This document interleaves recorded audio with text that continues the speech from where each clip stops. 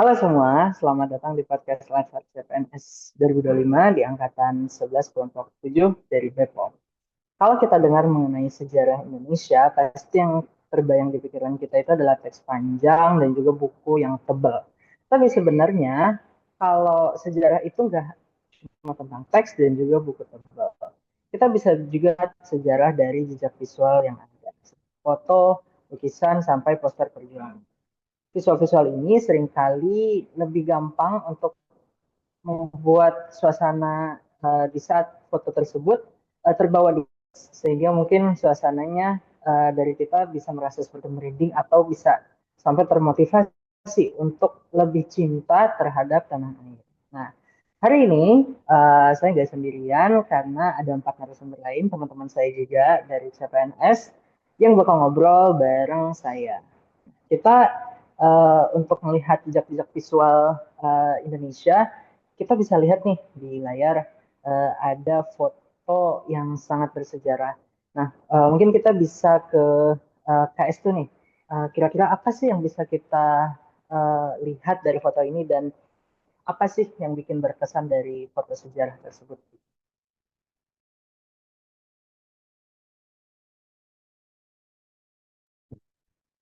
Nah, benar banget nih. Jelas banget di sini ada foto proklamasi 17 Agustus 1945 ya. Bayangin deh, Soekarno lagi baca teks proklamasi di Pegangsaan Timur nomor 56.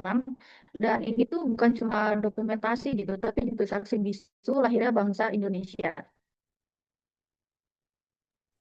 Ya betul ya. Sama juga ini sih Kak, kita bisa lihat ini seperti foto keluarga, tapi foto keluarga dari bangsa Indonesia sendiri. Karena ini kan momen di mana Indonesia baru lahir, begitu. Ya enggak? Ya benar gak sih Kak? Betul banget, ditambah lagi foto-foto rakyat yang hadir pada waktu itu. Ada yang sederhana, ada yang semangat banget. Itu bikin kita ngerasain aura perjuangan seakan-akan juga kita ikut hadir di sana ya. Ya benar juga ya Kak ya. Dan lagi-lagi foto-foto seperti ini tuh bisa memunculkan rasa cinta dan bangga terhadap tanah air. Terima kasih Kak Estu ini tentang insight foto-foto bersejarah ini. Kita bisa lanjut ke foto yang lain atau visual yang lain. Ini juga menarik nih. Uh, Poster atau lukisan gitu ya. Kita ke Kak Risa mungkin kayaknya udah ready untuk membahas, untuk ngulik-ngulik simpel mengenai lukisan ini. Dan menurut Kak Risa sendiri, peran lukisan dalam sejarah itu apa sih Kak? Oke, baik Mas Ilham atas pertanyaannya. Jadi kalau menurut aku sendiri, lukisan itu bukan cuma gambar yang indah, tapi bisa juga jadi alat perjuangan. Kayak seniman seperti Avandi itu biasanya menggambarkan penderitaan rakyat, tapi dengan semangat melawan gitu. Dan ini sejalan sama wawasan kebangsaan, karena lewat lukisan itu mereka bisa menanamkan rasa persatuan dan juga identitas sebagai bangsa yang berjuang. Seperti itu. Nah, benar juga. Kalau di zaman sekarang mungkin istilahnya fan art kali ya, fan art perjuangan. Dan ini kan lukisannya simpel ya, jadi memang menggugah semangat persatuan juga seperti Kak Risa sebut tadi mungkin ya Kak. Iya, benar seperti itu Ilham. Misalnya nih lukisan yang tertera di sini, lukisan Bung Ayobung kan ya ini. Posternya itu terlihat sederhana sebenarnya, cuman semangatnya ini nampol sekali. Dan ternyata saya juga baru sadar kalau seni itu bisa jadi senjata juga, tidak hanya bambu runcing. Tuh. Betul banget sih Kak. Iya, apa namanya senjata untuk melawan ketidakadilan dan juga penjajahan yang di saat itu untuk menumbuhkan lagi persatuan gitu.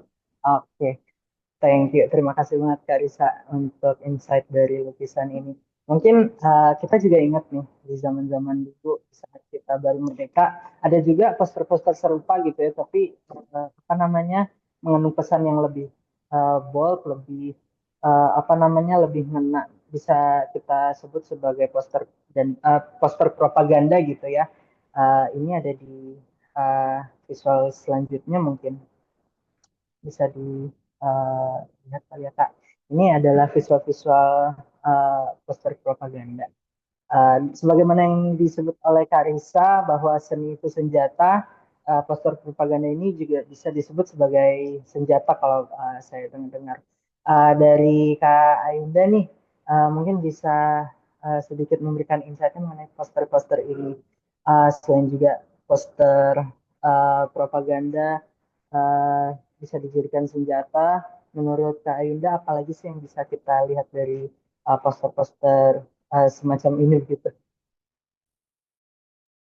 Iya, tapi di masa perjuangan ya, poster itu tuh alat komunikasi tercepat, tau. Bayangin dulu tuh belum ada media sosial kayak Instagram, TikTok, apalagi WhatsApp grup RT ya. Jadi kalau mau nyebar semangat ya lewat poster gitu. Nah, iya bener banget ya Kak. Eh, Contoh poster-posternya tuh Kak, selain dua ini mungkin kalau yang Kakak tahu apa tuh? Misalnya ya poster Indonesia Merdeka atau Mati gitu. Tulisannya memang singkat ya, tapi gambarnya mencolok. Nah, tapi langsung bikin rakyat merasa bangkit nih, membakar semangat rakyat. Nah, jadi kreativitas di poster itu tuh benar-benar jadi peluru tambahan gitu untuk melawan penjajah. Iya benar banget ya. Jadi seni visual gitu ya bisa menjadi senjata rakyat untuk melawan. Yang kita juga bahas gitu ya Kak ya. Terima kasih banyak Kak Yunda. Nah, kita sekarang melihat-lihat sejarah, tentu kita berharap seni yang menjadi senjata, menjadi alat untuk perlawanan itu bisa dilanjutkan ke generasi-generasi masa depan, termasuk juga generasi saat ini. Kalau menurut Kak Rocky nih, uh, untuk masa sekarang, gimana sih Kak caranya untuk visual-visual sejarah yang kita lihat-lihat sebelumnya gitu ya, tetap bisa hidup di era, istilahnya sih kalau sekarang anak jempol ya, atau generasi yang sekarang tuh main HP terus gitu. Gitu. Dan mungkin dari narasumber lain nih, ada insight-insight lain gak sih? Gimana caranya biar visual sejarah yang bisa kita lihat tadi itu bisa ngena juga gitu di zaman sekarang? Ya, jadi menurutku sih foto-foto ini bisa dijadikan konten edukasi ya di Instagram, di TikTok, atau mungkin di Twitter. Biar sejarah itu nggak cuma nongkrong ada di buku, tapi juga bisa nyampe ke lapisan masyarakat yang lebih luas.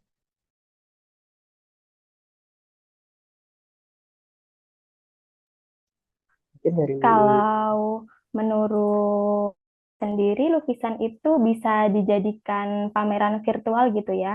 Jadi orang-orang itu bisa nikmatin tanpa harus pergi ke museum. Kadang-kala kan mungkin nggak ada waktu gitu. Jadi bisa dinikmatin di rumah.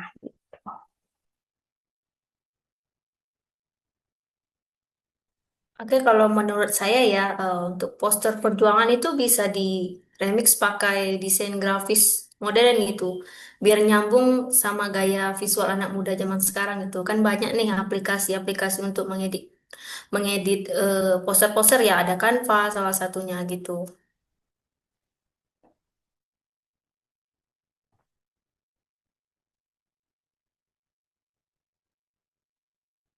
Baik. Dari sekian banyak yang kita diskusikan, intinya adalah sejarah harus dibikin relevan. Kalau enggak, ya kalah sama konten kucing joget, konten joget viral seperti itu. Jadi, pentingnya sejarah adalah kita harus membuatnya terus beradaptasi dengan zaman. Seperti itu. Iya, jadi kita juga bisa lihat foto visual sejarah itu dari museum atau dari arsip digital ya Kak ya. Ya benar. Apalagi kalau museum kan kita punya tempatnya langsung, kita bisa lihat langsung gimana caranya kita buat museum itu modern, terlihat modern.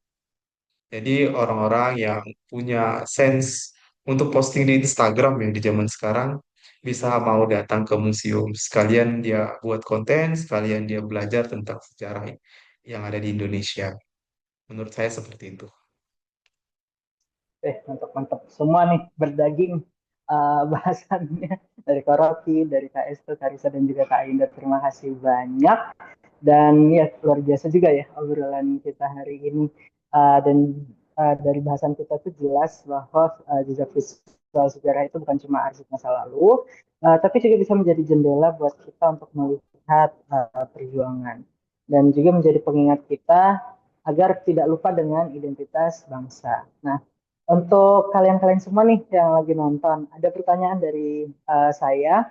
Kalau misalnya lihat foto proklamasi atau poster perjuangan, apa yang kalian rasain dan gimana sih cara kita agar sejarah tersebut tetap apa ya kesannya nendang ya di zaman sekarang buat kita dan buat anak cucu kita. Itu pertanyaan itu bisa dijawab dalam dalam hati atau kita bisa apa ya bisa jadikan jawaban tersebut diterapkan di kehidupan sehari-hari juga agar menghidupkan visual-visual tersebut agar kita makin cinta dan bangga terhadap bangsa Indonesia. Terima kasih untuk semua narasumber dari teman-teman kita semua yang sudah berbagi cerita dan juga mengulik-ngulik mengenai jejak visual sejarah kita dan juga kepada kalian semua yang sudah mendengarkan dan juga menonton. Dan sampai ketemu di episode selanjutnya. Terima kasih.